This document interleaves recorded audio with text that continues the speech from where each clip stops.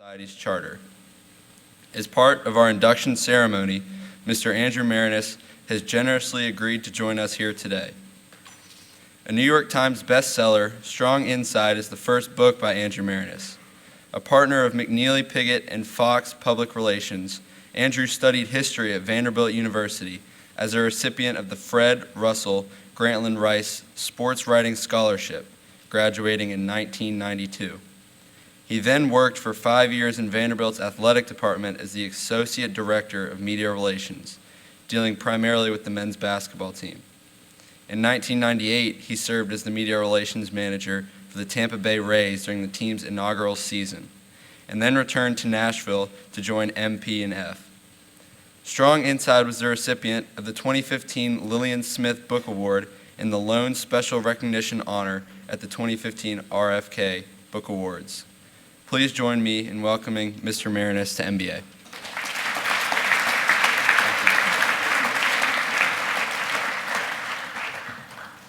Thank you, and it is a tremendous honor to be here today, and especially to be here on Mr. Joya's first day back at school and just sit there and see the affection that you all have for your headmaster is just incredible, and what a great group of young men you all are. It's also incredible to know that this school will be the very first in the country to adopt Strong Inside for a school-wide read. So thank you so much for doing that next year. I'll really look forward to coming back to campus and speaking to you about this book. And I know Perry Wallace will be coming down from Washington, D.C. to meet with the students as well. And just incredible opportunity.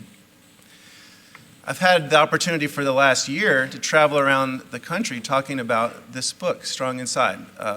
As Mr. Joya mentioned, it's a biography of Perry Wallace, who grew up here in Nashville and was a pioneer. He was the first African-American athlete in the Southeastern Conference, playing at Vanderbilt just down the road from 1966 to 1970. He actually met Martin Luther King when King came to Nashville to speak in 1967. And there are so many similarities between these two men. I don't know how many of you have ever heard of Perry Wallace before, but I'll look forward to sort of explaining much more about him over the years to come. But when you think about the adversity that they both faced, their commitment to serving their fellow man and their country, and as Martin Luther King would say, the content of their character, these two men were incredibly similar. And I'm sure for many students your age, when Martin Luther King Day comes around and you're off of school and businesses are closed and there's tributes on TV, it's a little bit difficult to remember that Martin Luther King wasn't universally loved in his own lifetime, especially by whites here in the South, who may have called him a communist or some sort of threat to the United States and to the American way of life, when actually he was just trying to make the country live up to its ideals, as a country where all men are created equal. He faced tremendous backlash.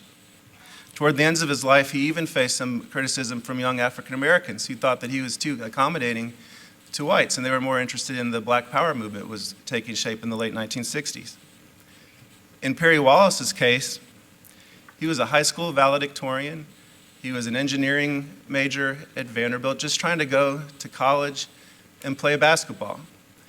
And yet, he got a lot of hate mail. His parents received hate mail. He got death threats pretty constantly. When he'd play on road games on the road, the referees wouldn't call fouls, even in some cases where he was literally bleeding on the court. He told me that his biggest fear when he would go to places like Auburn and Starkville and Oxford and Tuscaloosa was that he would actually get shot and killed out on the basketball court or around town at a hotel, just waiting for a game to start. So in both cases, for MLK and for Perry Wallace, they both encountered a society that was hostile to them. People in the mainstream, people who were in positions of power, were so certain that they were right and that people like King and Wallace were wrong. And now when we look back on it in retrospect, it's so obvious that just the opposite was true.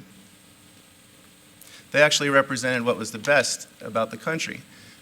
And these young men who are being inducted into the King Society, you represent the best of your community as well, as does this entire student body. You can't go around Nashville without hearing great things about the young men at MBA. And that's why I'm so proud to be here today and so proud that you're going to be reading this book next year.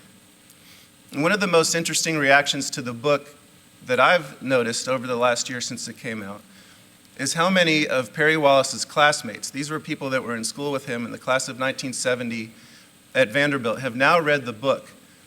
And now they recognize for the first time how difficult things were for their classmate. And yet they hadn't done anything to reach out back in those days to help him. They didn't reach out to help somebody in need. And so I think that's why it's so wonderful what you guys are doing right now. You're not going to live with that same regret. Right now, you're already helping people who are in need, and I think that's the very best thing you could be doing with your time right now. You're not facing the same sort of threats or criticism that people like King and Wallace did, but there's so many things you could be doing with your time these days. You could just be staring at your phones, playing some games, or engrossed in Facebook or Twitter on your phone, but you're out there in the world doing great things, and I think that is so admirable. And I know Perry Wallace does as well. He wishes he could have been here today. He's sick as well and dealing with some things, but he'll be back down here next school year when you start reading the book. So congratulations to all of you. Thank you to all of you for taking this book on next year. And thank you, Mr. Joy, for having me here today. Appreciate it.